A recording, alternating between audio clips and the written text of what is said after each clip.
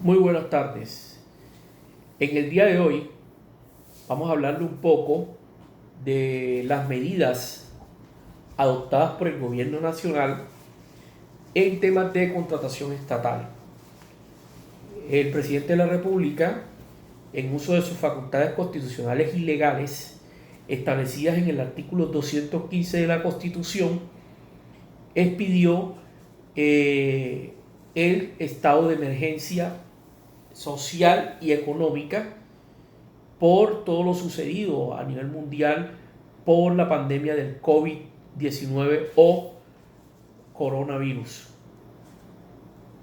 Se han adoptado muchas medidas en materia de contratación, medidas financieras, en temas de impuestos, en temas presupuestales, pero vamos a tratar sobre las medidas tomadas por el gobierno en materia de contratación. Entonces, son varios decretos los cuales ha expedido el gobierno nacional. En total son más de 5 decretos que ha expedido el gobierno. Como todos sabemos, el presidente de la República en estos momentos tiene una potestad legislativa y reglamentaria propia del estado de emergencia, en donde él puede reformar leyes, puede expedir decretos con fuerza de ley, donde puede modificar de manera temporal algunos aspectos establecidos en la legislación. Ahora bien, ¿cuáles fueron esas medidas adoptadas por el gobierno nacional en materia de contratación estatal? Bueno, el presidente de la República expidió el decreto 440 del 20 de marzo del 2020 y tomó varias medidas, las cuales relacionamos a continuación y explicamos. La primera medida fue la realización electrónica de audiencias electrónicas en el proceso de selección. Como todos sabemos, en los procesos de contratación reglamentados en el Estatuto de Contratación se realizan una serie de audiencias como cierres. En las licitaciones se realizan audiencias de asignación de riesgo, aclaración de pliegos, audiencias de adjudicación, las cuales son de carácter obligatorio según lo establecido en el decreto 1082 del 2015. Lo hablo para aquellos procesos de contratación que se adelanten por licitaciones públicas. ¿Qué dijo el gobierno? Realicen este tipo de audiencias de manera electrónica. Si la entidad cuenta con los mecanismos electrónicos o medios electrónicos, podrán realizarlas de manera virtual. Ya hemos visto que muchas entidades han acatado lo establecido o lo ordenado en ese decreto. Por ejemplo, ayer observábamos una audiencia realizada por el Ministerio de las Telecomunicaciones, MINTIC, donde realizó una audiencia de adjudicación de manera virtual con todos los participantes en el proceso, los proponentes e interesados. Entonces ahora mismo todas las audiencias se deben realizar de manera virtual. Esto con el fin de evitar el contagio o el contacto de las personas y evitar que el virus del COVID-19 se propague por todos los alrededores. Otra medida, suspensión de términos para procesos administrativos por incumplimiento de contrato. Eso sucede cuando un contratista durante la ejecución incumple todas las obligaciones pactadas dentro del contrato. Cuando un contratista incumple las obligaciones pactadas dentro de un contrato estatal, ya que el contrato estatal es ley para las partes y ambas partes deben cumplir lo pactado ahí en ese contrato, pero resulta que este contratista no cumplió con lo establecido dentro del objeto contractual o dentro del alcance del objeto contractual, y la entidad apertura un proceso sancionatorio para declararle el incumplimiento. Eso se surte mediante un proceso administrativo en donde se surten todas las garantías necesarias, se le dan todas las garantías necesarias al contratista para que se le respete su garantía y su debido proceso y pueda realizar una buena defensa en pro de defenderse sobre el incumplimiento del contrato. Bueno, en estos momentos todos esos términos administrativos para la suspensión para el incumplimiento del contrato, perdón, se encuentran totalmente suspendidos. Bueno, acá también hay otra, suspensión de procesos de selección, siempre y cuando no hayan presentado propuestas y revocatorias de actos administrativos de apertura para dar prioridad a otras necesidades relacionadas con la emergencia. Bueno, aquí en este caso, en este numeral, a mí me parece un poco, voy a dar mi opinión al respecto, pero por ejemplo, si yo como entidad pública publico un borrador de pliegos de condiciones para una licitación pública, cuyo borrador debe demorar 10 días hábiles publicado en el SECOP 1, por ejemplo, un proceso para contratar una rehabilitación de vías urbanas, yo como entidad pública podría en estos momentos, si el proceso de licitación está en borrador de pliego de condiciones, yo podría descartar ese proceso aplicando lo establecido en la ley 1150, que dice que la entidad no está en la obligación de aperturar un proceso de selección. Entonces, ¿qué haría yo en este momento? Si el proceso está en borrador de pliego de condiciones, no se ha aperturado el proceso, yo lo único que hago es en el SECOP dar clic y descartarlo. Ojo, el proceso todavía está en estado borrador, o sea, para presentar observaciones y sugerencias al mismo. Pero ¿qué pasa? Que en un proceso de contratación, el Estado o la entidad contratante ordena la apertura mediante un acto administrativo y expide una resolución mediante la cual se ordena la apertura del proceso de selección. Resulta que yo aperturo el proceso en el día de hoy, ya el proceso yo lo podría revocar en estos momentos. O sea, si yo pido una resolución de apertura, por ejemplo, en el día de ayer, yo podría revocar ese proceso en estos momentos y darle prioridad a otras necesidades relacionadas con el tema, por ejemplo, de salud pública, ¿ya? ¿Qué es lo que quiere el Estado en estos momentos? El Estado en estos momentos lo que quiere es mitigar todo lo relacionado con el COVID-19. ¿Y cómo lo está haciendo? Hombre, señores entidades, en estos momentos sería innecesario realizar un contrato para la rehabilitación de vías urbanas cuando lo necesario en estos momentos, lo que se urge en estos momentos es contrarrestar y mitigar todo lo del COVID-19 para que este virus no se siga expandiendo. ¿Cómo? Entonces cojamos estos recursos y los invertimos en temas de salud pública para contrarrestar o mitigar el COVID-19. Eso es lo que el decreto está diciendo. El decreto dice, para dar prioridad a otras necesidades relacionadas con la emergencia.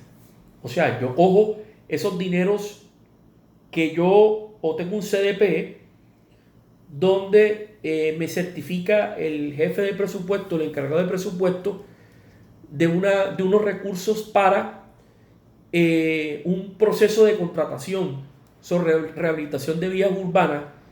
¿Qué haría? Yo revoco ese proceso o ese acto administrativo de apertura, tomo ese dinero que está en ese CDP y libero esos recursos, y esos recursos los puedo tomar o los puedo destinar, por ejemplo, para la celebración de contratos por urgencia manifiesta bajo la modalidad de contratación directa para mitigar todo lo relacionado con el COVID-19. Eso es lo que establece ahí el decreto. Aquí hay otra que dice: declaración de urgencia manifiesta, podrán las entidades del Estado contratar de manera directa aquellos bienes o servicios con el fin de combatir el COVID-19, que era lo que estábamos explicando ahora. La declaración de urgencia manifiesta es una modalidad de la contratación directa. La ley 80 de 1993, o dentro de las causales de contratación directa está la urgencia manifiesta. Digamos que la urgencia manifiesta es una excepción a el principio de selección objetiva, diría yo, o es una excepción a realizar una convocatoria pública o un proceso de selección donde tú invitas a las personas naturales o jurídicas a que participen en un proceso de contratación. Acá se realiza de manera directa. Ojo, realizarlo de manera directa conlleva a que éste tiene unas solemnidades y unos requisitos, los cuales están establecidos en la ley 1150, el decreto 1082 de 2015, ¿ya? Los cuales establecen unos requisitos como expedir un acto administrativo donde justifiquen la celebración de ese contrato bajo la modalidad de urgencia manifiesta. También establecen unos controles posteriores por parte de los entes de control, en este caso de la Contraloría, donde la Contraloría entraría a revisar si este contrato se ajusta o no a la legalidad. Entonces, otro aspecto tomado mediante este decreto, por ejemplo, aquí hay uno muy importante que es el mecanismo de agregación de demanda. Esto es algo que Colombia Compra Eficiente viene implementando desde el año 2014 o 2014 en adelante mediante la tienda virtual, ¿ya? Colombia Compra tiene una tienda virtual donde se realizan acuerdos marcos de precio. Ya tiene unos proveedores seleccionados, unos proveedores, y Colombia Compra Eficiente celebra un acuerdo marco de precio con ese proveedor, y ese proveedor se encarga de proveer ese bien o de distribuir ese bien o suministrarlo a una entidad. Entonces dice que en estos momentos en donde, por ejemplo, un proceso de contratación que demora alrededor de unos 15 o 20 días hábiles, ¿qué te está diciendo el decreto 440? Hombre, utilicen estos mecanismos de agregación de demanda, utilicen los acuerdos marco de precio establecidos por Colombia Compra mediante su tienda virtual y ahórrense, o por el principio de economía procesal, realicen un proceso de acuerdo marco de precio en vez de celebrar un proceso de contratación, llámese licitación, selección abreviada, mínima cuantía, concurso de méritos, etcétera, que son procesos que demoran, bueno, si vamos a una mínima está durando alrededor de 5 a 5 días hábiles más o menos. Una licitación estaría durando un mes y medio, una selección abreviada alrededor de 25 días. Como se trata de temas que son de manera urgente, hombre, realízalo mediante la tienda virtual, mediante los acuerdos marco de precio. Otro aspecto muy importante que se tomó en el decreto 440 es la adición y modificación de contratos. ¿Qué dice el decreto con respecto a esto? Dice, se podrán adicionar contratos sin limitación al valor.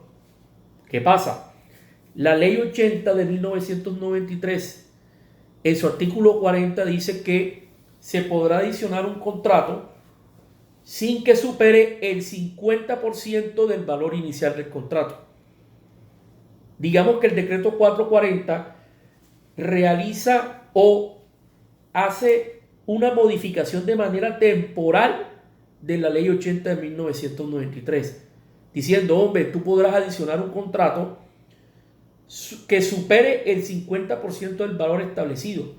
Supongamos, tú celebras un contrato por 100 millones de pesos, entonces anteriormente, o según el artículo 40 de la ley 80 de 1993, el 50% de ese valor sería 50 millones de pesos. Entonces ya tú podrías realizar, por ejemplo, un contrato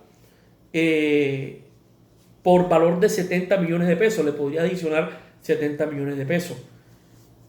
Esto es a lo que esta parte quiero hacer mucho énfasis, y es que deben los entes de control revisar muy bien este aspecto, porque aquí estarían violando muchos principios, como el principio de planeación, que es uno de los principios más importantes.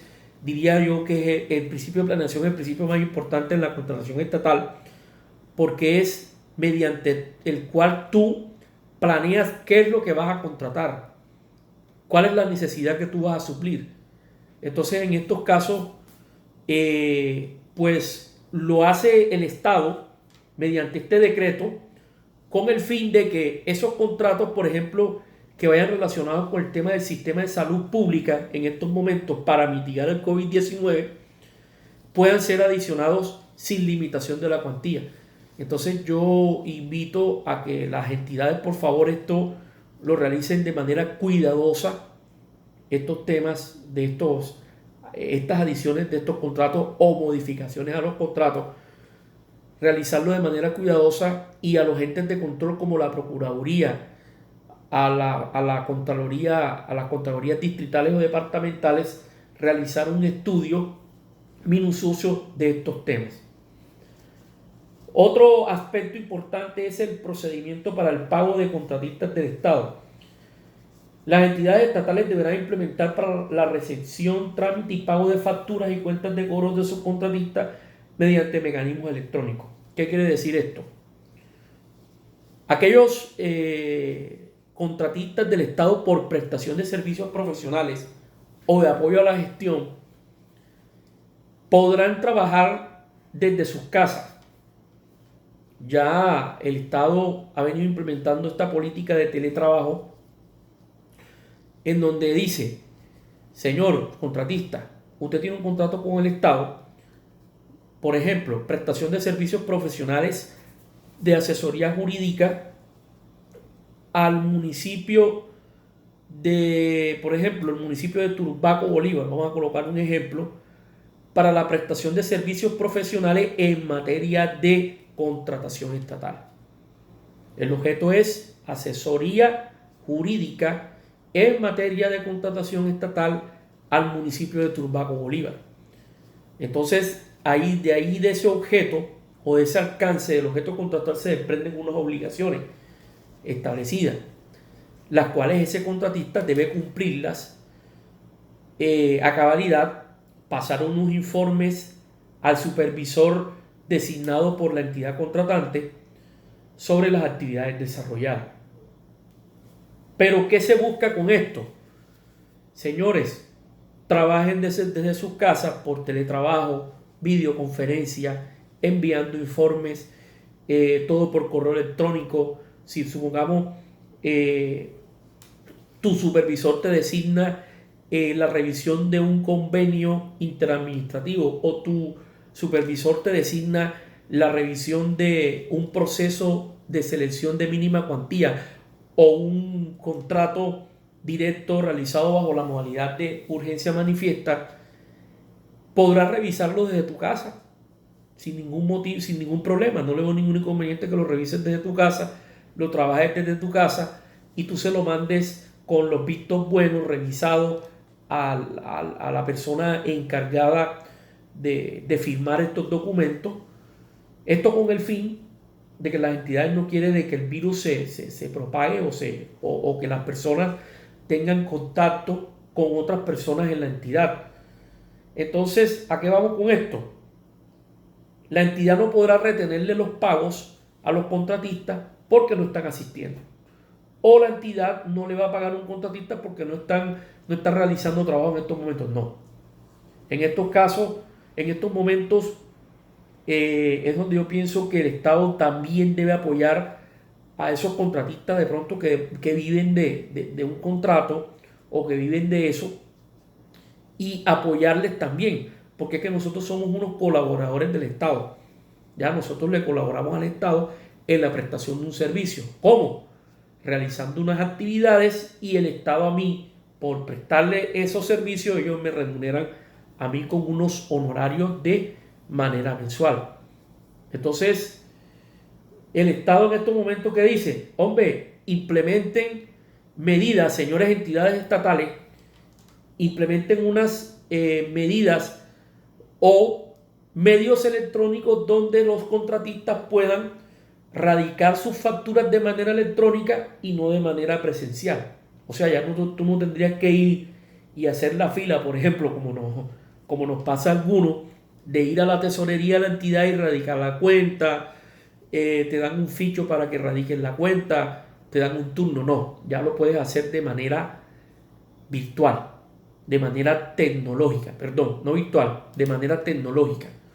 Ya la entidad implementará un software o una página donde la persona puede ingresar con su correo electrónico, un usuario y una clave, y ahí carga, por ejemplo, el pago de la seguridad social, el informe de actividades, relacionando cuáles fueron los documentos proyectados o los documentos revisados. Ya el supervisor le tocaría revisar todos esos documentos proyectados y decir, hombre, sí, el contratista, señor Pedro Pérez, cumplió con el objeto del contrato y cumplió con todas las actividades designadas durante este mes. Entonces el supervisor, mediante un certificado de supervisión, certifica de que el contratista cumplió con sus obligaciones acordadas dentro del contrato. ¿Cuáles? Las obligaciones específicas y las obligaciones generales. Por ejemplo, ¿cuál es una obligación general? Pagar la seguridad social, salud, pensión, ARL. ¿Y cuáles son las actividades específicas? Las actividades específicas son las actividades que se desprenden del alcance del objeto contractual. Por ejemplo, una obligación, asesorar jurídicamente a la alcaldía municipal de Turbaco Bolívar en temas de contratación tales como proyección de actos administrativos de apertura, conformación de comités evaluador, revisión de pliegos de condiciones, revisión de estudios previos, revisión de invitaciones públicas, etcétera. Esas son las obligaciones específicas. Bueno, esos son algunos de los aspectos que nos trajo el decreto 440 del 20 de marzo del año 2020. Otra medida tomada por el gobierno es la que suspende algunos contratos de obras públicas, suspende de manera temporal algunos contratos de obras públicas. Esa medida tomada por el Estado la dio mediante el decreto. Ya les busco acá cuál es el decreto. Ya les busco un momento el decreto.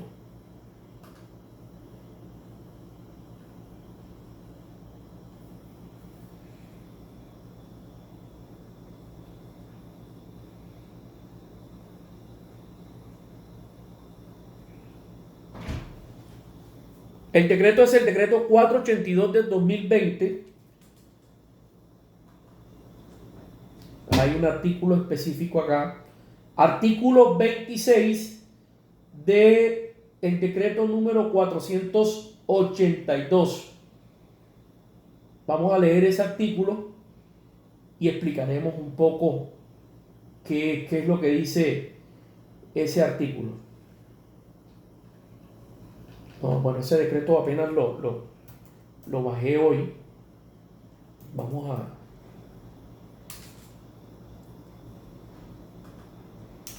Decreto 482 de 2020. Aquí está. Ya varias entidades estatales como el IDU en Bogotá están suspendiendo todas sus obras. Todo esto se ha generado por la pandemia mundial del COVID-19, en donde el gobierno nacional ha tomado unas medidas, las cuales las entidades públicas las han acatado y han adoptado esas medidas. Entonces vamos a buscar aquí el artículo 28.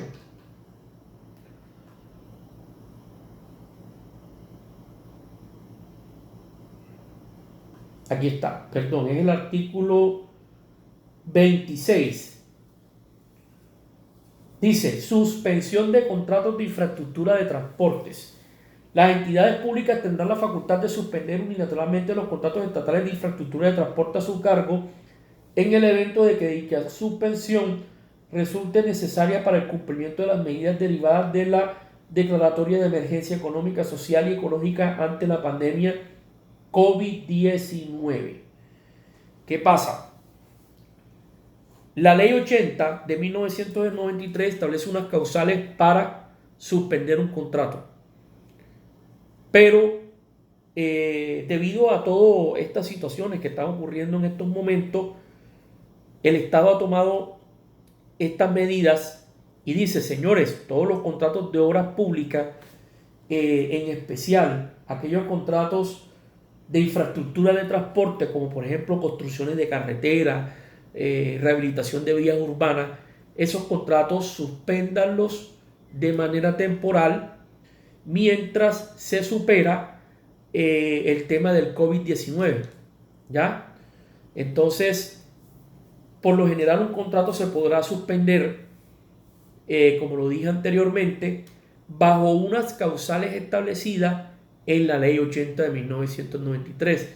Luego de que ya se superaron esas causas que llevaron a la entidad contratante a suspender el contrato, la entidad realiza un acta de reinicio y el contrato se reactiva nuevamente, se reinicia nuevamente y el contrato se podrá ejecutar hasta finalizar su ejecución. Bueno, amigos, quería compartirles estos conocimientos y bueno, muchas gracias por escucharme. Y si tienen algún tema del cual quieren que les explique o les hable, me lo pueden dejar un comentario ahí, aquí en mi canal de YouTube o en Twitter. También pueden decir sobre qué tema podemos hablar. Muchísimas gracias.